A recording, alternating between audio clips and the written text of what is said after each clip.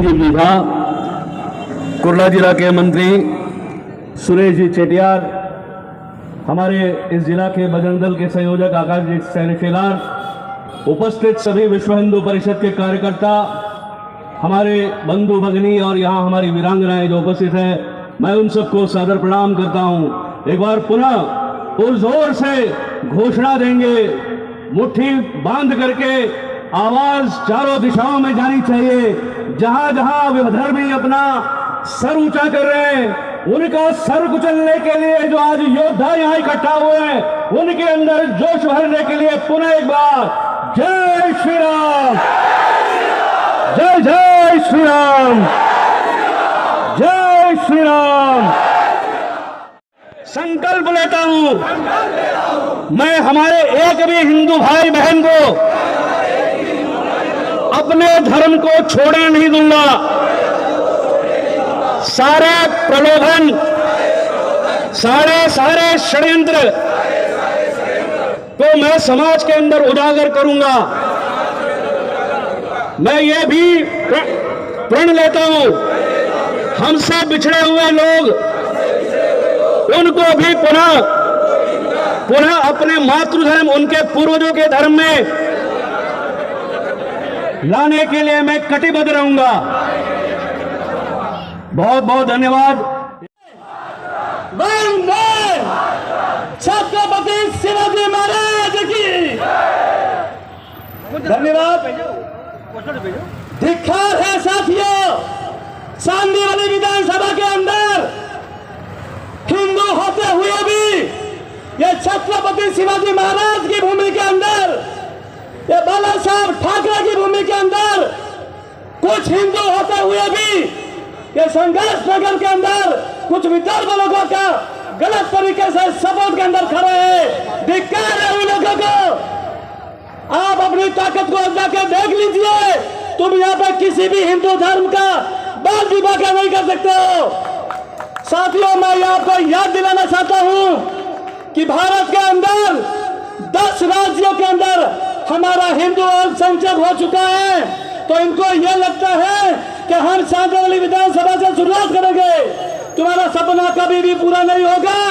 आज तुम सत्ता में हो, इस मंच के आह्वान करता हूं, 2024 के अंदर तुम्हारी जगह ये विश्व हिंदू परिषद के कार्यकर्ता तुमको सही जगह पर पहुंचा देंगे।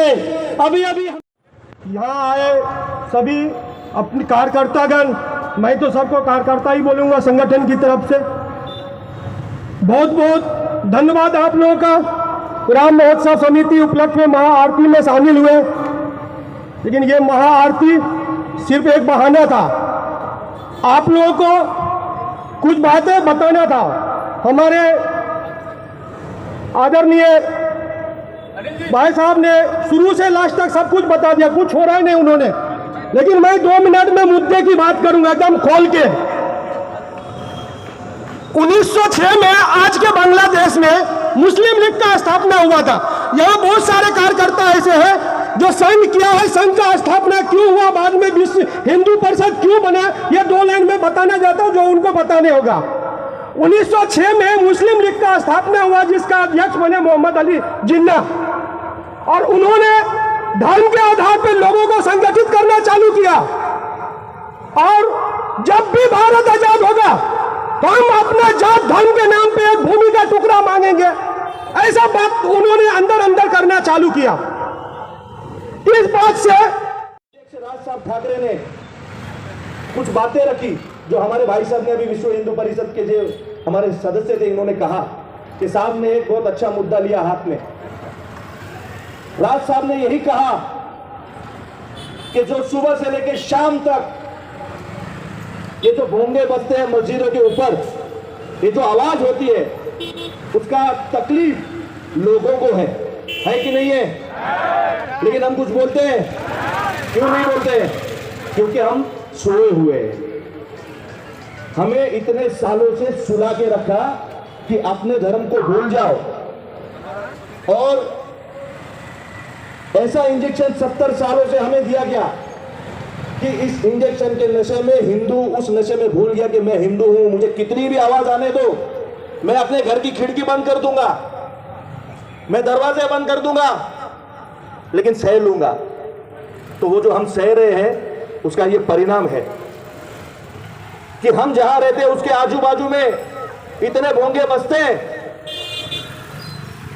कि मुझे लगता है हमारे बच्चों को याद होगा कि अजान और ये सब क्या होती है, लेकिन हमारे बच्चों को यह नहीं पता होगा कि 4 वेद क्या है। हमारे बच्चों को यह नहीं पता कि गीता क्या है।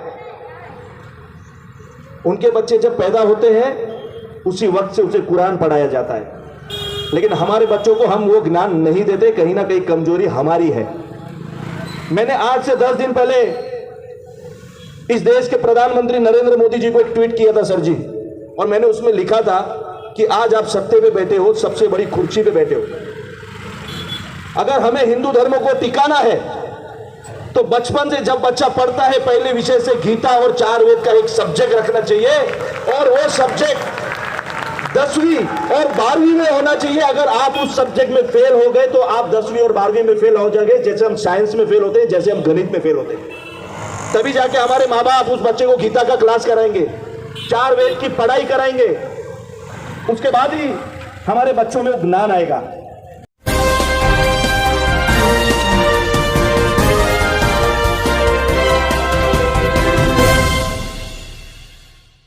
नमस्कार, मैं हूं राजकुमार विश्वकर्मा, आप देख रहे हैं फ्लैश न्यूज। आज संघर्ष नगर के अंदर महा आरती का आयोजन विश्व हिंदू परिषद के अंतर्गत बजरंग दल के द्वारा यहां पर किया गया था। विश्व हिंदू परिषद के राष्ट्रीय प्रवक्ता का आपने स्पीच देखा, बड़े ही तेज तर्रार तरीके से उन्होंने लताड़ा है ईसाई मिशनरी को। नायर साहब हैं, राष्ट्रीय प्रवक्ता है विश्व हिंदू परिषद के। नायर साहब बताइए कि आपने जो अपनी बातें की अपने वक्तव्य में, क्या लगता है आपको कि जो कन्वर्ट है हिंदू जो कहीं जा रहे हैं, मुझसे ईसाई बन रहे हैं, मुस्लिम बन रहे हैं, तो इस तरह के आयोजनों से ये धर्मांतरण बंद हो जाएगा? देखो, मैंने अपने वक्तव्य में कहा अभी, इससे भी बड़े षड्यंत्र रचे गए। आज तो कम से कम एक हिंदू अनुकूल वातावरण में हम लोग रह रहे हैं। जब डच का, पोर्चुगीज़ का, ब्रिटिश का और फ्रेंच का राज इस भूमि में करीब 250 साल रहा, तब भी इनके षड्यंत्रों को हमारे हिंदुओं ने, हमारे साधु संतों ने, हमारे ऋषि मुनियों ने उस षड्यंत्र को नाकाम किया। आज भी ये सारा षड्यंत्र नाकाम होगा। अच्छा, बताइए कि कहीं बार बार आरोप लग रहे हैं कि भारतीय जनता पार्टी के आने वाले चुनाव को लेकर विश्व हिंदू परिषद कहीं न कहीं उनको एक मदद कर रही है चुनाव को लेकर। देखो, देश में हर वक्त कहीं न कहीं किसी न किसी जगह पर चुनाव चलते हैं। विश्व हिंदू परिषद का चुनावी राजनीति से कोई लेना देना नहीं है। हम जब राम जन्मभूमि का विषय उठाते थे तब भी लोग यही बोलते थे, पर हमारा राजनीति से कोई सीधा संबंध नहीं है। हाँ, हम ये अवश्य चाहेंगे कि हिंदू हित की जो बात करेगा वो देश पे राज करे, ऐसी हमारी मंशा अवश्य है, परंतु हम राजनीति को प्रेरित करने के लिए साहब, लेकिन हिंदू हित की बात तो मोदी जी कर रहे हैं, देश में राज कर रहे हैं, अब क्या मसला आपका है? सभी जगह पर निचले हम एक डेमोक्रेटिक सेटअप में, एक लोकतांत्रिक व्यवस्था में हम लोग हैं। निचले स्तर पर भी हिंदू हित की बात करने वाली सत्ता हो, ऐसी हमारी मंशा है। नायर साहब, आखिरी सवाल, राज ठाकरे ने गुड़ी पड़ोस दिन एक शिवाजी पार्क में एक सभा की थी, जो उन्होंने साफ तौर पर कहा है कि मस्जिदों से लाउड स्पीकर हटाए जाए, नहीं तो 2 लाउड स्पीकर लोग लगाएंगे, मनसे के लोग या हिंदू के लोग, वहाँ पर हनुमान चालीसा पाठ करेंगे। इससे कितनी सहमत है विश्व हिंदू परिषद? हम तो पूरी तरह से सहमत है। ये राज ठाकरे जी की बात नहीं है, ये इलाहाबाद हाई कोर्ट और उच्चतम न्यायालय, सुप्रीम कोर्ट का वर्डिक्ट है, और जब न्यायालय ने जो निर्णय दिया है उसका सम्मान सभी ने करना चाहिए। ये थे नायर साहब। अभी भी ये महारथी बड़े यहाँ पर दिग्गज यहाँ बैठे हुए हैं, उनसे बात करने की कोशिश करेंगे हम। आ चुके हैं भारतीय जनता पार्टी के आचार्य जी, आज यहाँ पर उन्होंने महाआरती अपना दर्शन दिया। आचार्य जी, क्या लग रहा है कि इस तरह कार्यक्रम में कितनी बड़ी आवश्यकता है मुंबई के अंदर? देखिए, इस समय नवरात्र का पर्व चल रहा है, तो जगह जगह पर धार्मिक कार्यक्रमों का आयोजन भी चल रहा है। तो हमारे यहाँ पर विश्व हिंदू परिषद और बजरंग दल के लोगों ने जो आम जनता के उपस्थिति में एक बड़ा भव्य आरती का आयोजन किया। मैं इन लोगों को बहुत बहुत बधाई देता हूं। और इस प्रकार के कार्यक्रम लगातार जो भी हिंदुओं को अपने धर्म के बारे में जिससे जानकारी मिले और धर्म के प्रति लोगों में रुचि बढ़े, इसलिए लगातार इस तरह के कार्यक्रम चलने चाहिए और इसमें लगातार जनता की सहभागिता होनी चाहिए। आचार्य जी, आखिरी सवाल लूँगा आपसे। गुड़ी पड़ों के दिन मंच अध्यक्ष राज ठाकरे जी ने बयान दिया था कि लाउड स्पीकर जो मस्जिद में बसता है हटना चाहिए, नहीं तो हिंदू धर्म के लोग डबल स्पीकर लगाकर हनुमान चालीसा करेंगे। तो भारतीय जनता पार्टी का कितना समर्थन है ऐसे विचारों पर? देखिए, हम लोग भी गुड़ी पाड़वा से 3 दिन पहले ही हमारे मुंबई के अध्यक्ष आदरणीय श्री मंगल प्रभात लोढ़ा जी के साथ जाकर के मुंबई के पुलिस कमिश्नर को एक ज्ञापन हम लोग सौंपे थे कि जो अजान जो लाउड स्पीकर के द्वारा होती है उस पर प्रतिबंध लगना चाहिए। तो हम लोग का इस पर बहुत स्पष्ट विचार है कि यह लाउड स्पीकर बंद होना चाहिए। अब हमारे पास पहुंचे हैं भारतीय जनता पार्टी के एक ऐसे नेता जो कहीं न कहीं एक कट्टरता उन्होंने साफ तौर पे अपने स्पीच में दिखाई है। उनका जो स्पीच आपने देखा, कहीं न कहीं उनकी भावनात्मक स्पीच हिंदू समाज को लेकर रही है। जीतू चौधरी जी, जो भारतीय जनता पार्टी चांदनी विधानसभा का ऐसा चेहरा जो किसी पहचान का मोहताज नहीं है। जीतू भाई, मैंने देखा आपकी स्पीच के अंदर आपका गुस्सा साफ तौर पर दिखा है, सरकार के खिलाफ हुआ है और ईसाई मिशनरी के ऊपर हुआ है, क्या कहना चाहेंगे? बहुत बहुत धन्यवाद, आपने विषय अच्छा बोला है। यहाँ पे क्या आज महाआरती का जो आयोजन रखा गया था, उसके अंदर ये महाआरती एक बहाना था हिंदुओं को जगाना, ये हमारे लिए सबसे प्रथम कार्य था। जीतू भाई, कहीं ना कहीं ऐसा लग रहा है, लोग मुझे कहते हैं कहीं ना कहीं भारतीय जनता पार्टी महाविकास अघाड़ी को हटाने के लिए महानगर पालिका चुनाव सर पर है, इसके बाद महाराष्ट्र सरकार चुनाव है, विश्व हिंदू परिषद बजरंग दल को एक करके महाराष्ट्र सत्ता हथियाना चाहती है। देखिए क्या होता है ना, ये महाराष्ट्र में अभी ज़्यादा दिन तक राज नहीं कर सकते, इनकी सब कहानी खत्म हो चुकी है और लोगों को पता चल चुका है कि ये हिंदू होते हुए भी आज हिंदुओं के साथ में सपोर्ट नहीं कर रहे हैं, क्योंकि इनकी सरकार है, लेकिन सरकार ज़्यादा नहीं चलेगी नहीं।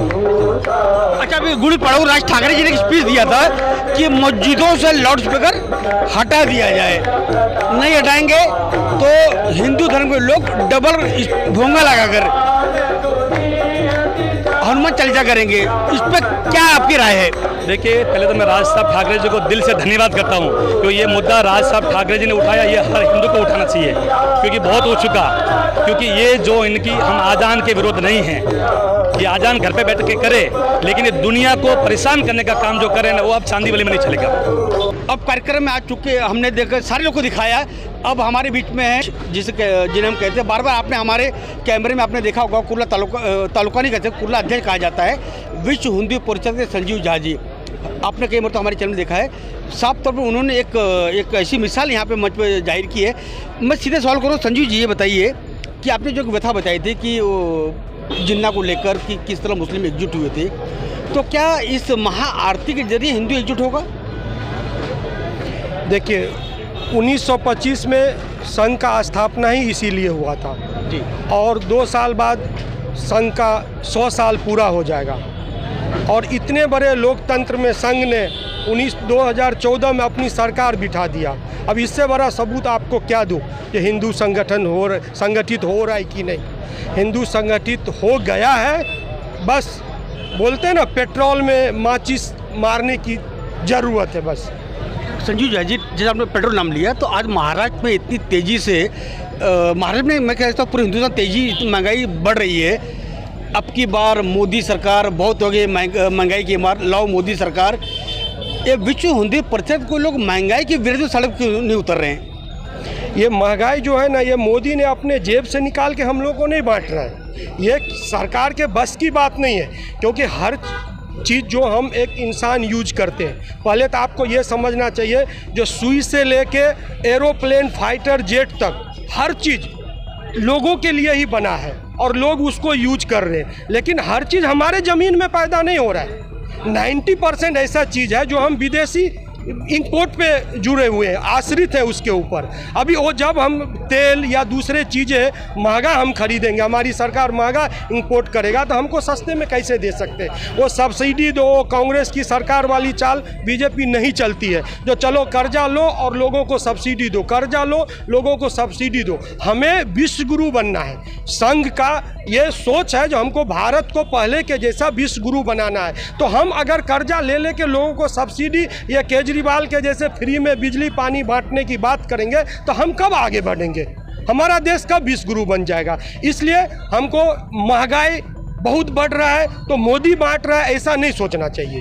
नहीं देखिए संजू भाई कि जब 2014 में चुनाव हुआ था तो एक नारा था भारतीय जनता पार्टी का, बहुत हो गई महंगाई की मार, अब की बार मोदी सरकार। मोदी जी ने भी कहीं नहीं 2014 चुनाव के अंदर महंगाई को मुद्दा बनाया था, लेकिन आज जैसा आप साफ तौर पे सफाई दे रहे हैं कि नहीं अब भारत को विश्व गुरु बनना है तो महंगाई को नज़रअंदाज करना पड़ेगा, यही कह रहे हैं आप ना। नहीं, हमारा ये उद्देश्य है जो महंगाई मोदी अपने मन से नहीं कर रहा है, या मोदी सरकार महंगाई नहीं बढ़ा। हम जो बाहर से महंगा चीज़ खरीद रहे हैं तो हम सस्ता लोगों को कैसे दें, तो फिर हमको तो सब्सिडी देना पड़ेगा, और सब्सिडी देना पड़ेगा तो सरकार पे बोझ बढ़ेगा, सरकार पे बोझ बढ़ेगा तो हमारा देश कैसे आगे बढ़ेगा। हमको अच्छा रोड चाहिए, हमको अच्छा ट्रांसपोर्ट चाहिए, हमको ट्रेन अच्छा चाहिए, हमको बुलेट ट्रेन चाहिए, सब कुछ अच्छा चाहिए, तो कहाँ से आएगा। मैं मोदी सरकार की कोई वकालत नहीं कर रहा हूँ, मैं एक आर्थिक दृष्टि से बात कर रहा हूँ। अगर विदेशों से महंगा चीज़ हम खरीदेंगे तो देश में जनता को सस्ता कैसे बांटेंगे। जी तो मैं आपके और मोदी सरकार, एक मिनट, मोदी सरकार में आने से पहले, प्रधानमंत्री बनने से पहले जो भी वो बोलते थे वो कुर्सी पे बैठने के बाद जो नज़रिया होता है वो चेंज हो जाता है, बहुत सारा जिम्मेदारी आ जाता है, उसके हिसाब से फैसला लिया जाता है, और कुर्सी के नीचे और कुर्सी पे बैठने के बाद फ़र्क हो जाता है। फ़र्क हो जाता है। यहाँ पे एक विश्व हिंदू परिषद हमारी बहन है यहाँ पर, क्या लगता है? भाजपा की आप महामंत्री हैं, भारतीय जनता पार्टी, अच्छी बात है, चलो क्या लगता है जब आपके घर में जब रसोई गैस आती है 2014 में क्या उसका बाटले का रेट था, आज कितना हो गया है? जी, मैं ये कहना चाहूँगी कि आपकी बात सच है कि रेट बढ़ चुके हैं, और तब भाजपा ये बोलती थी कि महंगाई हम लोग दूर करेंगे वगैरह वगैरह।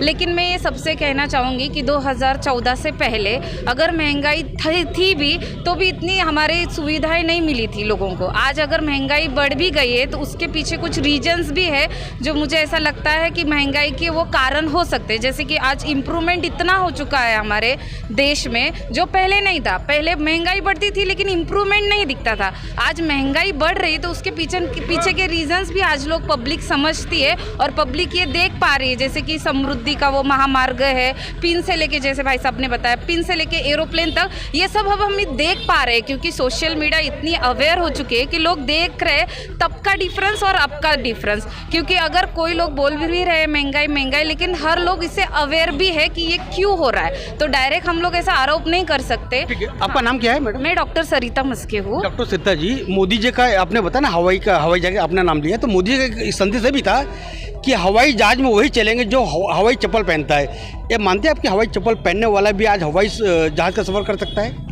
जी कर सकता है, मुझे तो ऐसा लगता है। अगर हम अपनी सेविंग से कुछ करें तो कुछ ना कुछ सब कर सकते हैं। सेविंग कहाँ से होगी मैडम? आप डॉक्टर हैं, आप खुद घरगुती चलाती होंगी, गैस बाटले की कीमत देखिए। मैं मोदी विरुद्ध रोक रहा हूँ। जी बोलिए, चलिए बोलिए। चाय बेचने वाला जब प्रधानमंत्री बन सकता है तो हवाई चप्पल पहनने वाला एरोप्लेन की सवारी क्यों नहीं कर सकता?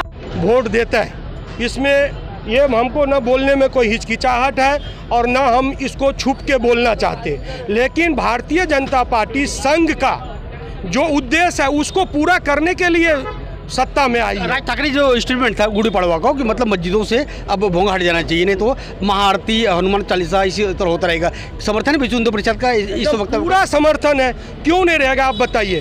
इस देश का संविधान को हम लोग मानते, ये देश को हम अपना मानते, तो संविधान को भी मानना हमारा फर्ज है।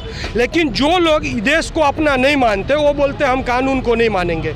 आपको बताऊं, मैं 2008 में हम बिहारी लोगों का छठ पूजा होता है, आपको मालूम होगा, जुहू चौपाटी पे बहुत ज़ोर शोर से मनाया जाता है।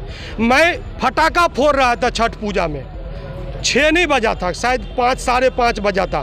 फटाका फोड़ने के जुर्म में सांता क्रूज पुलिस स्टेशन के डीसीपी ने मेरे को अरेस्ट करके लेके गया।